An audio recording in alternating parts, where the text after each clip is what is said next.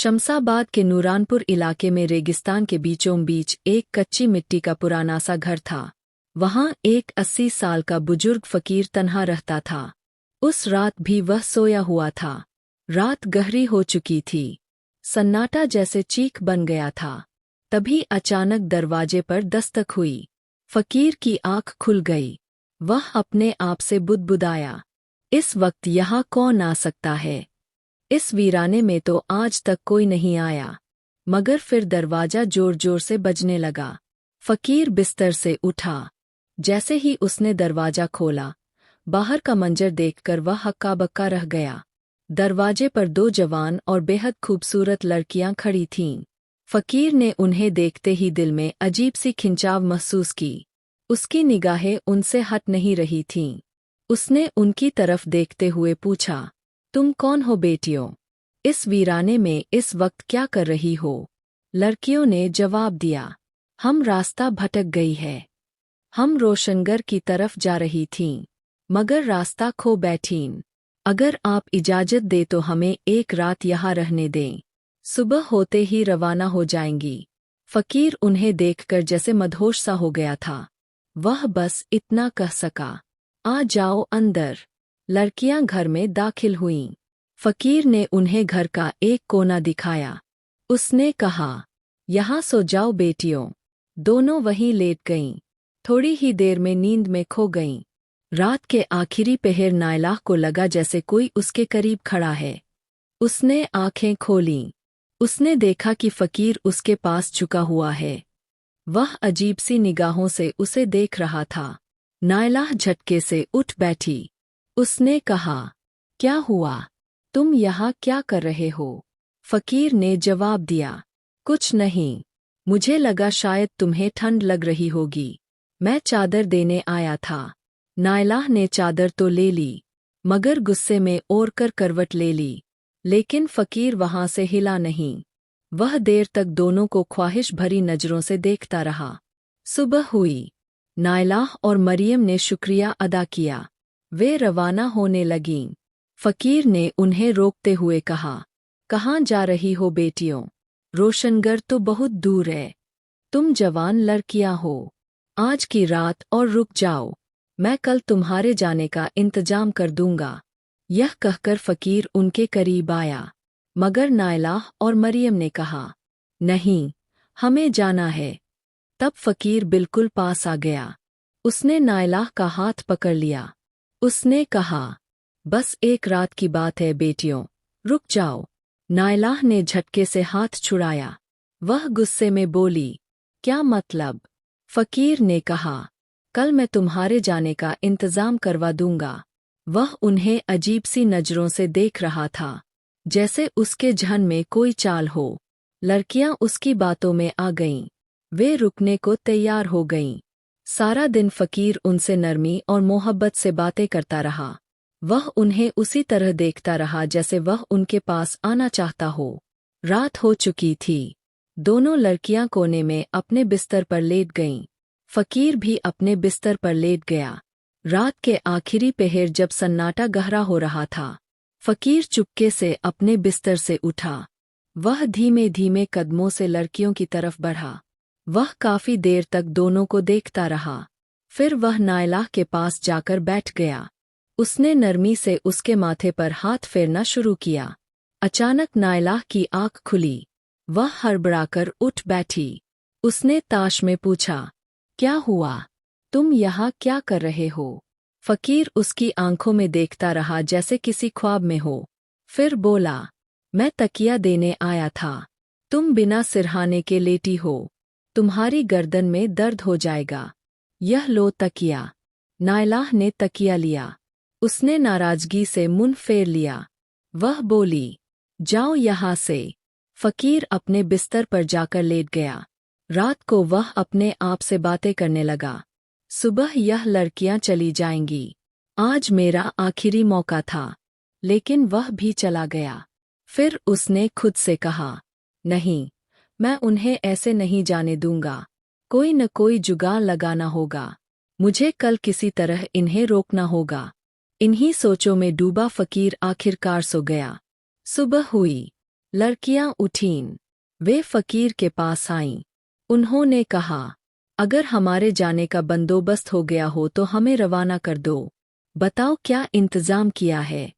फकीर ने उन्हें कुछ पल चाहत भरी नजर से देखा, फिर धीरे से बोला, नहीं, तुम आज यहाँ से नहीं जा सकती। फकीर की यह बात सुनकर दोनों लड़कियां हैरानी से एक दूसरे को देखने लगीं। नायलाह ने पूछा, क्यों? हम आज क्यों नहीं जा सकती? फकीर ने नरम आवाज में कहा, तुम्हें एक रात और रुकना होगा। मरियम ने उसकी तरफ हैरत से देखा। उसने कहा, क्यों? क्या बात है? सब खैरियत तो है। आखिर हम क्यों रुकें? फकीर ने सांस लेते हुए जवाब दिया, अभी तुम्हारे जाने का कोई इंतजाम नहीं हो पाया है। फिर उसने कहा, उम्मीद है कल एक काफिला यहाँ से होकर रोशनगर की तरफ जाएगा। जब लड़कियों ने काफिला सुना तो थोड़ा इत्मीनान हुआ। उन्होंने एक दूसरे को देखकर कहा, चलो, कल काफिले के साथ निकल जाएंगे। आज की रात और रुक जाते हैं। फकीर यह सुनकर दिल ही दिल में बहुत खुश हुआ। उसने अपने आप से कहा, एक रात और मिल गई। पूरा दिन वह चुपचाप दूर से बैठा उन्हें देखता रहा। उसकी निगाहें अब और भी गहरी हो चुकी थीं, जैसे उन निगाहों में खामोश ख्वाहिशें पल रही हों। रात फिर से ढलने लगी। नायलाह और मरियम अपने बिस्तर पर लेट गईं। फकीर भी अपने बिस्तर पर लेट गया, मगर उसका दिल अब बेचैन था। उसकी आंखें छत को नहीं, कमरे के उस कोने को घूर रही थीं जहां लड़कियां सोई थीं। उसकी सांसें तेज थीं, दिल में अजीब सी हलचल उठ रही थी। धीरे धीरे वह बिस्तर से उठा, चुपके से उनकी तरफ बढ़ा। काफी देर तक वह दोनों को ऊपर से नीचे तक देखता रहा।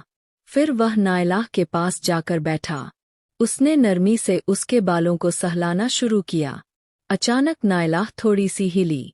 फकीर को लगा कहीं वह जाग न जाए। वह घबराकर वहां से हट गया। वह मरियम के पास चला गया। उसने मरियम का हाथ अपने हाथों में ले लिया। वह उसके चेहरे को देर तक देखता रहा। उसकी आंखों में अब सिर्फ तमन्ना नहीं, कोई पुरानी प्यास उतर आई थी। तभी अचानक मरियम की आंख खुल गई। वह चीख पड़ी, मगर फकीर ने झट से अपना हाथ उसके मुंह पर रख दिया, ताकि आवाज बाहर न निकले। फिर वह हड़बड़ाकर अपने बिस्तर पर चला गया। वह ऐसे लेट गया जैसे कुछ हुआ ही न हो। मरियम सारी रात उसी सोच में डूबी रही। यह फकीर मेरे पास क्यों आया था? यह क्या करने की कोशिश कर रहा था? इसके इरादे तो ठीक नहीं लगते। वह डर के मारे कांपती रही। सोचते सोचते उसे नींद आ गई। सुबह हुई। लड़कियां उठीं। वे फकीर के पास आईं। उन्होंने पूछा, काफिला आ गया है क्या? अब हमें इजाजत दो।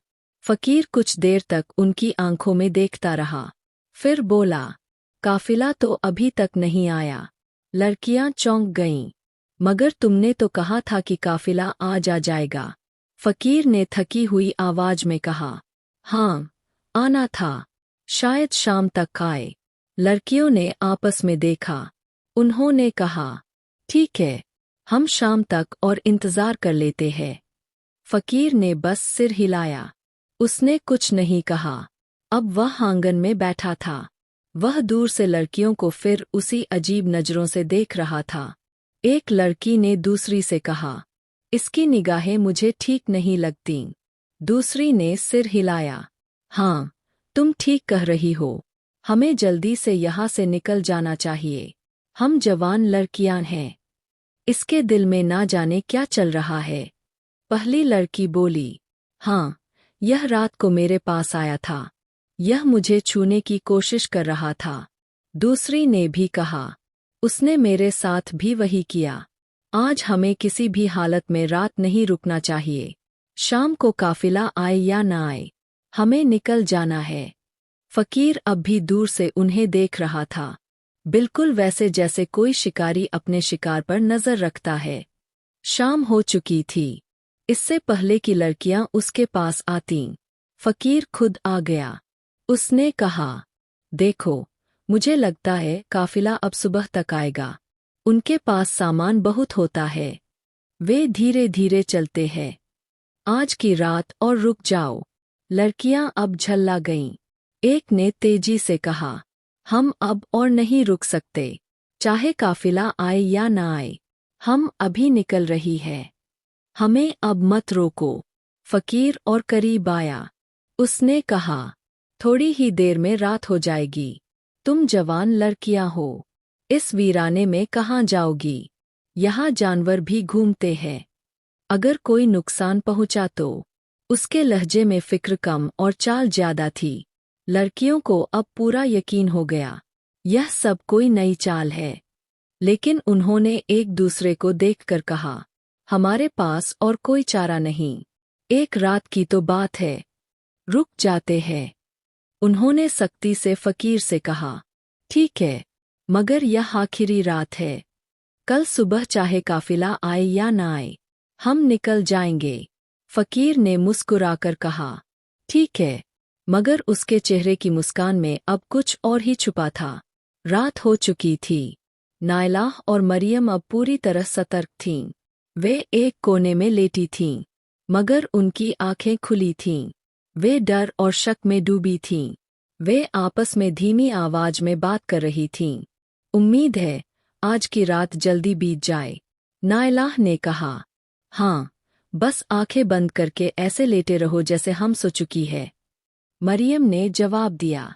फकीर अपने बिस्तर पर लेटा था, मगर उसकी एक आंख खुली थी।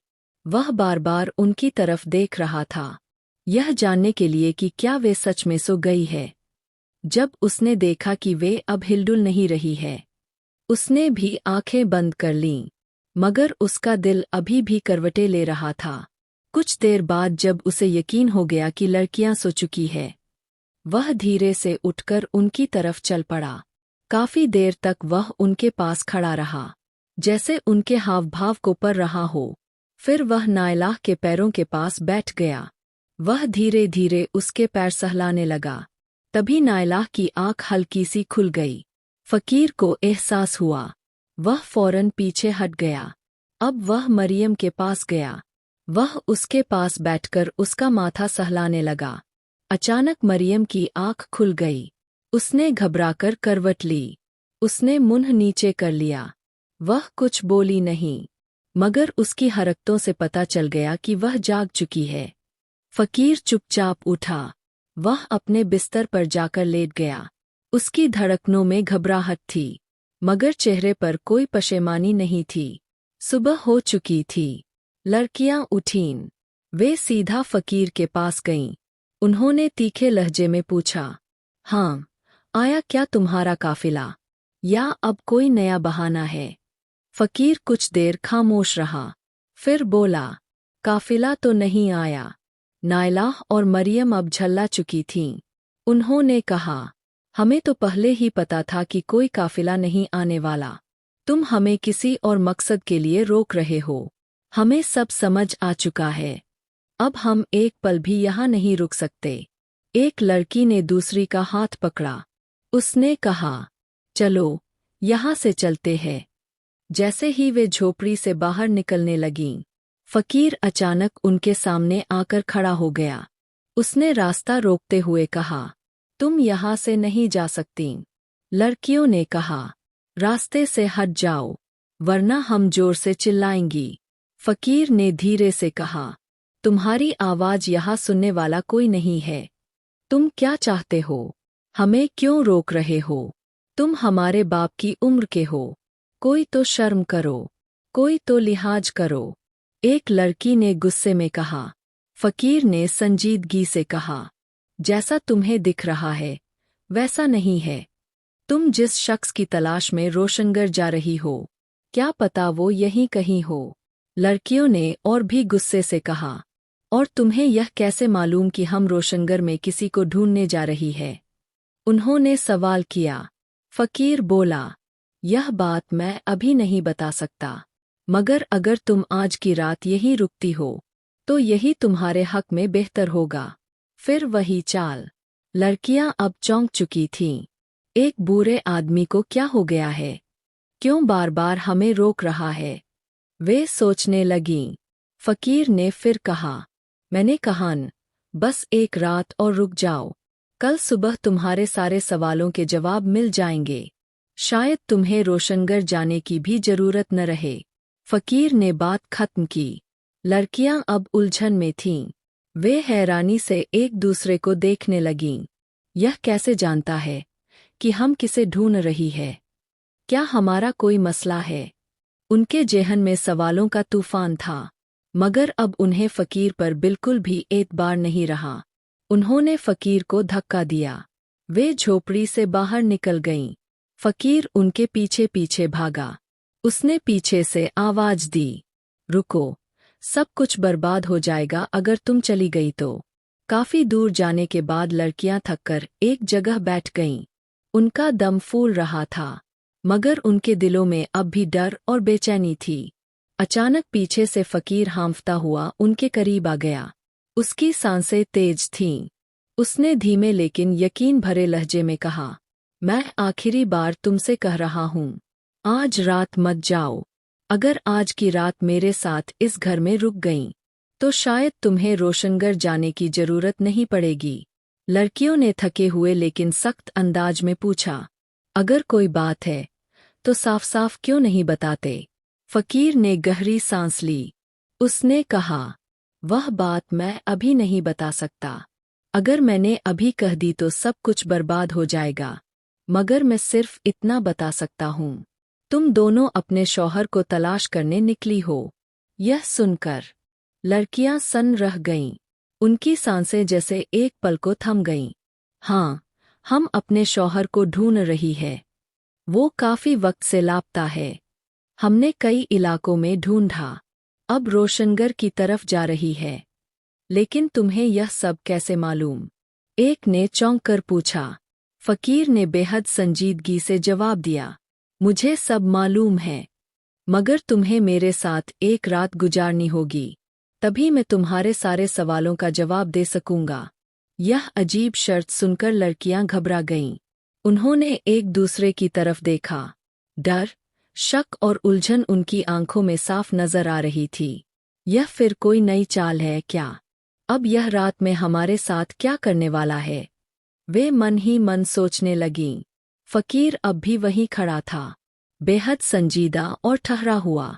कुछ देर सोच विचार के बाद नायला बोली, ठीक है, चलो अंडरस्कोर फॉरेस्ट, एक रात और वहीं रुक जाते हैं। मरियम ने हामी भरी। हाँ, मगर यह आखिरी रात होगी। इसके बाद अगर कोई बात हुई तो हम और कुछ नहीं सुनेंगे।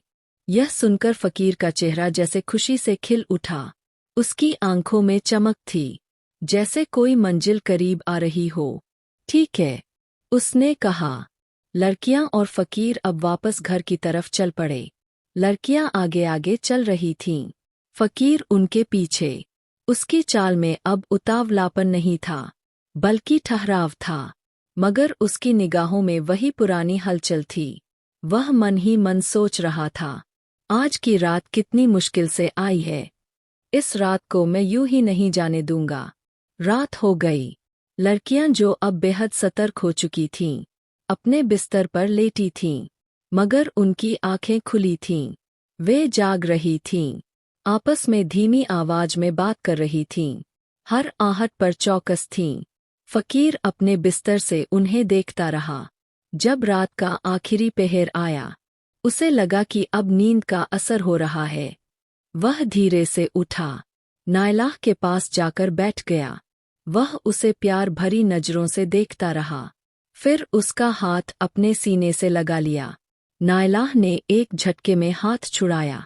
वह गुस्से में मुंह फेर लिया। फकीर फिर उठा, मरियम के पास गया, उसके चेहरे को काफी देर तक देखता रहा, फिर उसके माथे पर एक नरम सा बोसा दिया। मरियम चौंककर हड़बड़ाई। उसने गुस्से में मुंह नीचे कर लिया। फकीर चुपचाप अपने बिस्तर पर लौट गया। उसकी आंखों में कोई पछतावा नहीं था, बस एक इंतजार था, जो अब अपने अंजाम के करीब था। सुबह की पहली किरण झोपड़ी की मिट्टी भरी दीवारों से छनकर अंदर आई। लड़कियां अब भी जागी थीं। उनके चेहरों पर नींद नहीं, बेचैनी और खौफ का असर साफ नजर आ रहा था। इस बार उन्होंने बिना कुछ कहे बिना फकीर से पूछे वहां से निकलने की ठानी। जैसे ही वे झोपड़ी से बाहर निकलने लगीं, उनकी निगाह एक कोने में बैठे शख्स पर पड़ी। वहां एक नौजवान बैठा था, खूबसूरत रोशन चेहरा, शफाफ लिबास पहने हुए, मगर उसका चेहरा दूसरी ओर था। लड़कियां हैरान हो गईं। वे उसके पास गईं। उन्होंने पूछा, तुम कौन हो? नौजवान ने जब धीरे से अपना चेहरा उनकी तरफ घुमाया, दोनों लड़कियां हक्की बक्की रह गईं, जैसे उनके पैरों तले जमीन खिसक गई हो। वे जोर जोर से चिल्लाने लगीं, ये तो हमारा शौहर है। वे भागती हुई उस नौजवान से लिपट गईं। उनकी आंखें आंसुओं से भर गईं। उनके लिए यह पल किसी जादू से कम नहीं था। तुम यहाँ कैसे आ गए? क्या हम कोई ख्वाब देख रही है?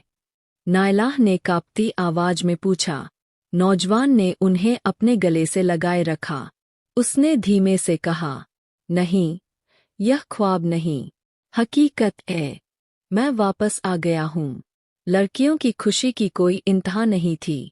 बरसों से जिसकी तलाश में थीं, आज वही उनके सामने था। लेकिन तुम कहाँ थे? मरियम ने पूछा। तुम इस फकीर के घर में कैसे पहुँचे? वह आदमी तो हमें बिल्कुल ठीक नहीं लगा। क्या तुम उसे जानते हो? नौजवान ने उनकी आंखों में देखा। उसकी आंखों में अब राज नहीं, बल्कि राहत थी। उसने कहा, पहले फकीर को बुला कर लाओ। देखो वह कहाँ है। लड़कियां झोपड़ी के हर कोने में ढूंढने लगीं, मगर फकीर कहीं नहीं था। वे वापस आईं। उन्होंने कहा, वह तो कहीं नहीं है। लगता है जैसे वह गायब हो गया हो। कहाँ चला गया वो? नौजवान ने गहरी सांस ली। उसने कहा, फकीर कहाँ गया, यह तो अब तुम्हें खुद ही समझ आ जाएगा। लेकिन उससे पहले क्या तुम नहीं जानना चाहोगी कि इतने साल कहाँ था? उसने ठहर कर पूछा। लड़कियां एक साथ बोलीं, हाँ, बताओ कहाँ थे तुम? अब कहानी का सबसे बड़ा राज सामने आने वाला था। नौजवान ने कहना शुरू किया। एक दिन मैं घर से बाहर बाजार की तरफ निकला था। रास्ते में मुझे एक बूढ़ा आदमी और एक बेहद हसीन लड़की मिली। बूढ़ा किसी फकीर जैसा लग रहा था। लड़की बहुत जवान और दिलकश थी। मैंने हंसी में लड़की से मजाक किया, तुमने इस बूढ़े से शादी क्यों की? तुम तो किसी जवान के साथ होनी चाहिए। मगर वह लड़की शायद कोई इल्म जानती थी। उसमें कोई रहस्यमयी कुदरत थी। उसने मेरी तरफ देखा, कुछ पढ़ा, मुझ पर फूंक मारी। एक पल में मैं उसी बूढ़े फकीर जैसा हो गया। उसकी शक्ल मेरी हो गई। उसने कहा, यह तेरी सजा है। अब तू सारी उम्र इसी हाल में रहेगा। लड़कियां अब पथराई आंखों से सुन रही थीं। उनकी सांसें थम चुकी थीं। मगर नौजवान ने आगे कहा। उसने एक उम्मीद भी दी। उसने कहा, अगर तेरे अपने जिनसे तू मोहब्बत करता है, तुझे ढूंढते हुए इस वीराने तक पहुँचें, तेरे साथ वक्त बिताएं, बिना तेरी असलियत जाने, तब तू अपनी असल शक्ल में लौट सकेगा। हाँ, एक और शर्त थी, तू खुद अपनी पहचान नहीं बता सकता। अब लड़कियां थरथरा रही थीं। तो क्या तुम वही फकीर थे? उन्होंने कांपती आवाज में पूछा।